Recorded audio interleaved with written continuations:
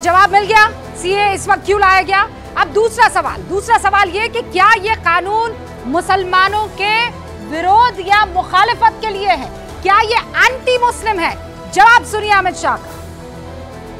अल्पसंख्यक, माइनॉरिटीज या तो किसी और व्यक्ति को डरने की जरूरत नहीं है, क्योंकि सीए में किसी की नागरिकता लेने का प्रावधान ही नहीं है। सीए सिर्फ और सिर्फ 3 देश अफगानिस्तान, पाकिस्तान और बांग्लादेश से हिंदू, सिख, बौद्ध, क्रिश्चियन और पारसी जो जैन और पारसी शरणार्थी आए हैं, इनको उनका अधिकार देने का कानून है, नागरिकता देने का कानून है, जिससे इनके जीवन की वेदनाओं को हम कम कर पाए। तो ये किसी की नागरिकता लेने वाला नहीं, नागरिकता देने वाला कानून है। अब अगला सवाल आपके मन में आएगा कि मुसलमानों को इससे दूर क्यों रखा गया है? मुसलमानों की नागरिकता पर क्या किसी तरह का कोई असर पड़ेगा? क्या कहा अमित शाह ने, अब ये सुनिए।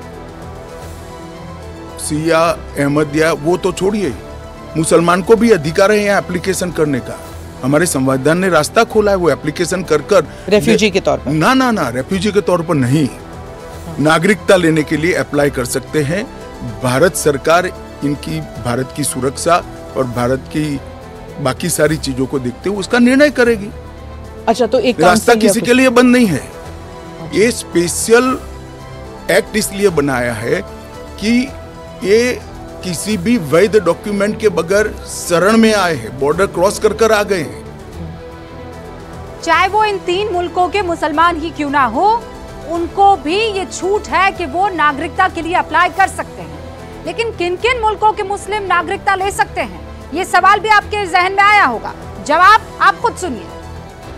मुस्लिम आबादी के लिए ही वो हिस्सा आज भारत का भाग नहीं है। वो भूमि इसीलिए दे दी गई थी। फिर तो हर देश से अव्यवस्था से जो आना चाहिए, इसके लिए भारत के दरवाजे खोल लो। भारत कहां बचता है? अखंड भारत के जो लोग हिस्सा थे और जिन पर धार्मिक प्रताड़ना हुई है, उसको शरण देना मैं मानता हूं हमारी नैतिक जिम्मेदारी है और हमारी कॉन्स्टिट्यूशनल रिस्पॉन्सिबिलिटी। और स्मिता जी, आप आंकड़े की गहराई में जाइए। जब विभाजन हुआ तब पाकिस्तान में 23% हिंदू थे, हिंदू और सिख थे। आज 3.7% बच गए। कहां गए सारे? इतने सारे तो यहाँ आए नहीं। धर्म परिवर्तन हुआ, अपमानित किया गया, 2म दर्जे के नागरिक के नाते इनको रखा गया। कहां जाएंगे ये लोग? क्या देश इसका विचार नहीं करेगा? देश की पार्लियामेंट इसका विचार नहीं करेगी? देश की पॉलिटिकल पार्टियों ने इनका विचार नहीं करना चाहिए? इसमें अहमदी मैं बांग्लादेश की बात करता हूँ जी। 1951 में हिंदुओं का प्रतिशत 22% था। मैं 51 की बात कर रहा हूँ, बांग्लादेश की 51 के आंकड़े ऊपर हमारे पास है। 2011 की जनगणना में वो 10% रह गए। कहां गए वो लोग? अफगानिस्तान 1992 के पूर्व में, 92 के आंकड़े मेरे पास लगभग 2 लाख सिख और हिंदू थे और आज करीब 500 बच गए। क्या इन लोगों को अपनी बिलीफ से जीने का अधिकार नहीं है?